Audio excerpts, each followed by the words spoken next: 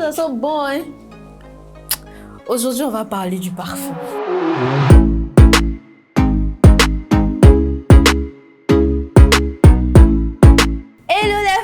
J'espère que vous allez bien.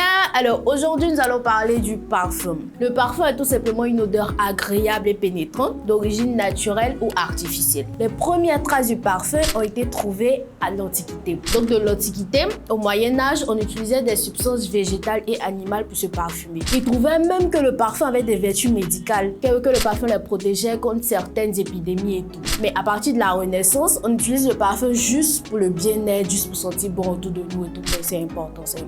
Nous tous on utilise, on voit, mais on appelle tout parfum, tout n'est pas parfum. Donc aujourd'hui là, je vais vous donner les différents noms.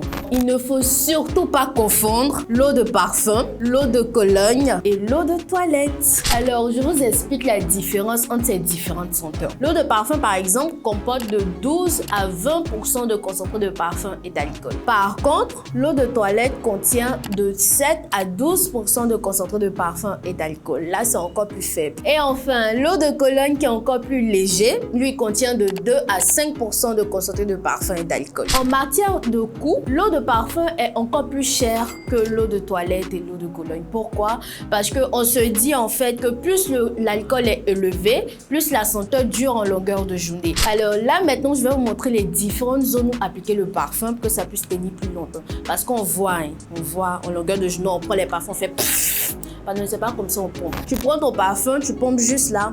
Au niveau du poignet, je vous montre comme ça. Tapote tout doucement. Au niveau aussi du creux, là, on tapote tout doucement. Vous voyez, c'est pas mes mains s'occuper, je ne vais pas bien vous montrer. On met aussi juste derrière, là. Au niveau du cou et de la nuque. Voilà, tout doucement. Et juste derrière les oreilles, ici. Voilà.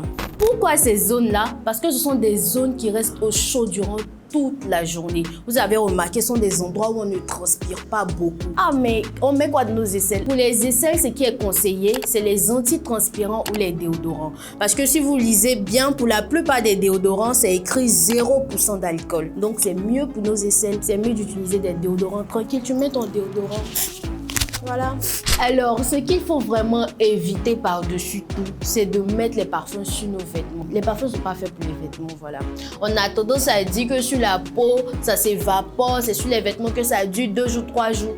Pardonnez, les parfums là, c'est fait pour la peau. Que ça soit des habits de couleur ou des vêtements blancs, ça laisse toujours des taches désagréables. Et puis les filles, surtout, évitons de mettre les parfums sur nos mèches. On voit souvent, tu dois sortir, tu prends, tu mets ça sur tes mèches, tu pompes de part et d'autre, tu dis, ah, mes cheveux doivent sentir bon, mais c'est de l'alcool. Après, ça assèche les mèches, ça assèche les cheveux, c'est compliqué. Mettons ça juste derrière nos oreilles, là, ça va sortir sur les mèches, c'est efficace aussi. Vous l'aurez compris, le parfum reste la base. En tout temps et en tout lieu. Ça se raconte pas, ça se sent. J'espère que vous avez appris beaucoup de choses et que vous saurez maintenant quel type de parfum utiliser en longueur de journée. Ça dégage les gens, c'est important. Sur ce, parfumons-nous vivants.